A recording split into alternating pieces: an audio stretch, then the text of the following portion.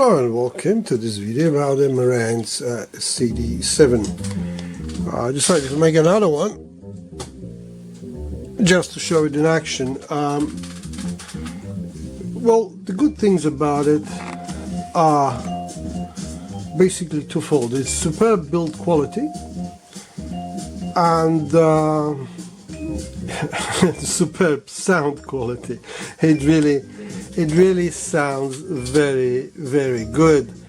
There is a fine detail, there's an excellent staging and stereo, and a very nice decay. You know, these are the sort of last things that CD players have, and this is probably because this is one of the early players, because that I think is 1999, that have digital signal processing.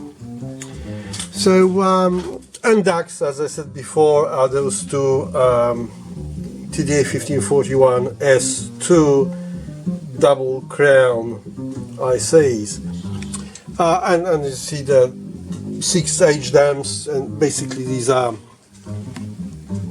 audio stages built on discrete components. So there are 4 for hot and cold, for balanced, and 2 for single-ended. I haven't listened on the balanced output as yet, so that's the next thing.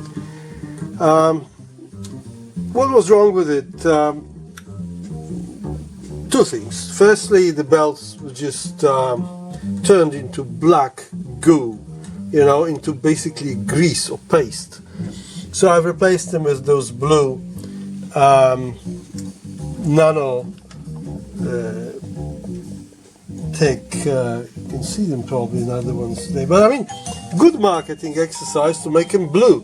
You know, at least if you see those, you know straight away that these are his. You know, nobody else makes blue belts. So that's that. The other thing was that people who are selling it, and they sold it for $2,500 US, they cranked up later to maximum and killed it. Okay. Luckily, the CD Pro are very expensive, but you can replace the head with CDM 12.4, so which are not expensive.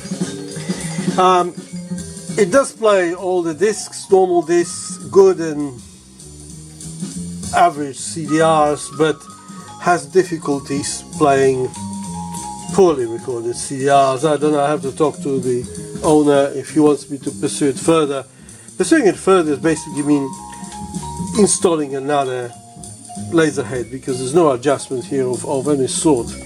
And factory fitted CDM 12.4 gave me 500 microwatts, so I've reduced it to about 250.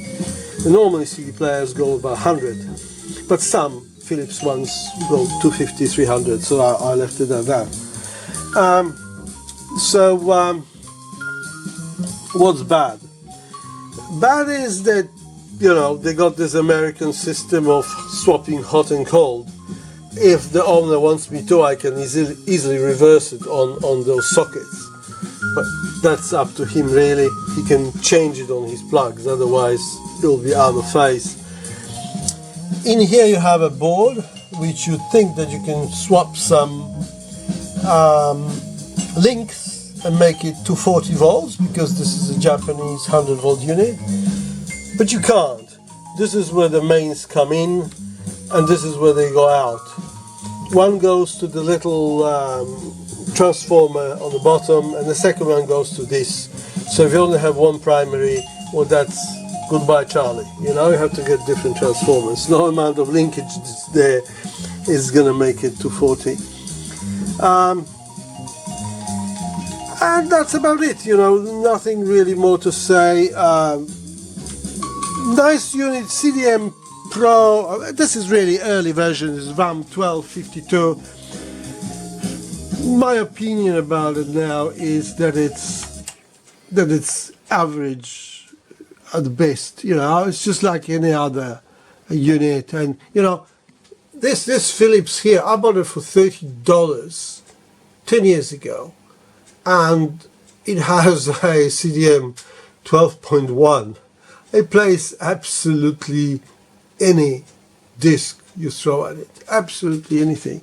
So you know, the CDM Pro, the original name was CDM Industrial and CDM 12 Industrial, and it didn't mean that it's particularly good. It meant it was to be used in jukeboxes, and then they made it very well. Instead of Industrial, they called it Pro, and it became sort of legend. Some people think it's bee's knees, but it isn't. You know, Philips, the best Philips mechanism is CDM4, and that's it. You know, CDM1 Mark II is CDM4, so those who say that CDM1 Mark II is better, well, it's the same thing, just in the metal box. Well, I'll let you. Another thing is the people who have misadjusted that laser have broken those tabs. They just crushed that cover. You know, it's just sitting there. I can glue it back. The bits that actually hold it, the screws are all there. I'll try to glue it together. And the reason I haven't replaced it because it cost $100, $100 Australian dollars for that bit of plastic. That's absolutely outrageous. Found one for 55 plus 12, but that should not cost $100, really. And it's there just to look pretty. You know, it will work just well without it. Maybe less dust will get there, but you know. But even without mounting, it still does its job. You know, maybe I'll stick some bit of double-sided tape. I'll ask the owner if he wants to get one or not. Well, that's all. People like drawers. I'll move the drawer in and out, and that will be the end of it. Thank you very much for your attention.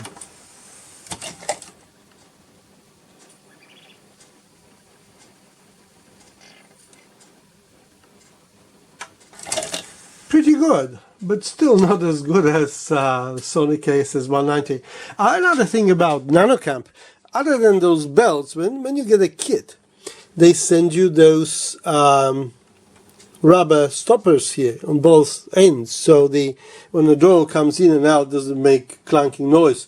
Originally, there's like a felt thing there, but of course that perished, you know, just remnants of it. So I forgot to mention that. This is really nice touch that they sort of think about full service job.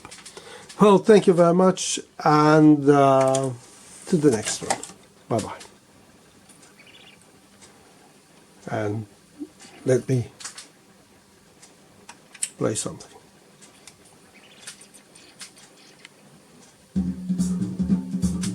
Thank you very much.